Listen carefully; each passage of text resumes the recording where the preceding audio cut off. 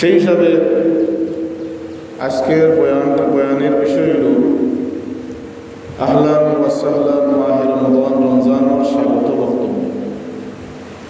রমজান হইল মুমিনের একটা মেহমান। আমরা কাছে এই মেহমানটা 11 মাস পরে আবার আইয়া আমরা কাছে হাজির হয়ে গেছি। সম্মানী একটা মেহমান।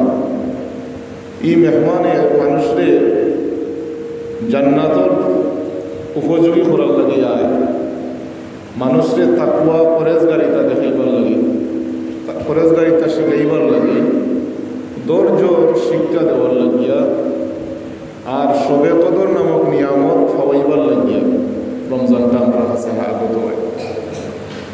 হাজিরিন, আপনারা জানেন ইসলামের 5টা বেনা আছে। বুনিয়াল ইসলাম আলা খামসিন